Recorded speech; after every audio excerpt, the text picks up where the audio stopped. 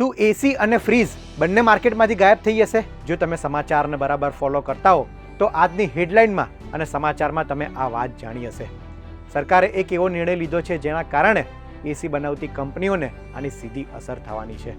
પરંતુ શું પરિસ્થિતિ એ ખરેખર આટલી ખરાબ છે તે જાણવા માટે આજનો વિડીયો અંત સુધી જુઓ તે પહેલાં વીટીવી ડિજિટલની ચેનલને સબસ્ક્રાઇબ કરો.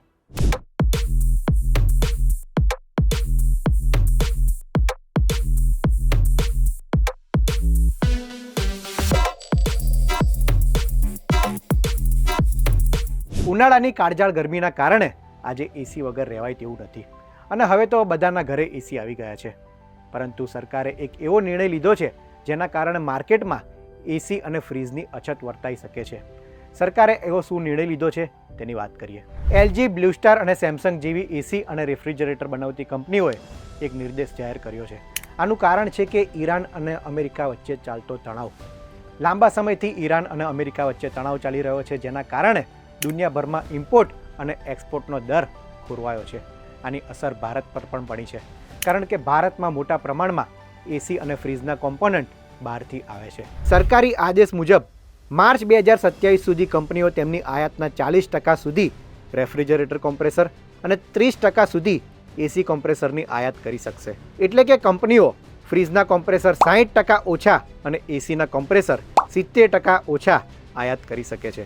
ભારતમાં એસી કોમ્પ્રેસરની આયાત 50% છે, જ્યારે રેફ્રિજરેટર કોમ્પ્રેસરની આયાત 60% જેટલી છે. આ નિયમ 2 ટન કે તેથી ઓછી ક્ષમતા ધરાવતા એસી અને રેફ્રિજરેટર માટે લાગુ પડે છે, જેની કુલ વેચાણ 85% જેટલું જબરજસ્ત વધારે છે.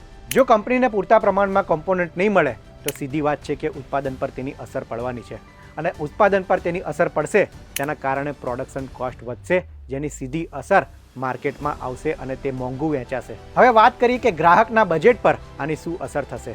જો તમે નવું એસી કે ફ્રીજ લેવાના છો તો આના પ્રોડક્શન કોસ્ટ વધશે, જેના કારણે તમારે વધારે ચૂકવણી કરવી પડશે.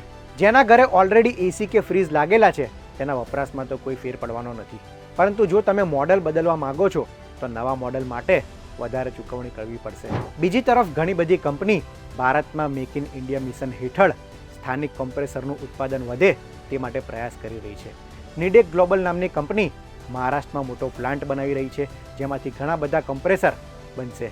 આ ઉપરાંત એલજી જેવી મોટી કંપનીઓ પણ ભારતમાં ઉત્પાદન વધે તેવા પ્રયાસ કરી રહી છે. વિદેશી વસ્તુઓની નિર્ભરતા ઓછી થાય તે માટે ભારત સરકાર પણ પ્રયાસ કરી રહી છે. તેના જ કારણે આત્મનિર્ભર ભારત જેવા પ્રોજેક્ટને પ્રોત્સાહન આપી રહી છે. એસી અને રેફ્રિજરેટરના કોમ્પ્રેસર બનાવતી કંપનીઓ પર આની શું અસર થાય છે તે જોવું રહ્યું.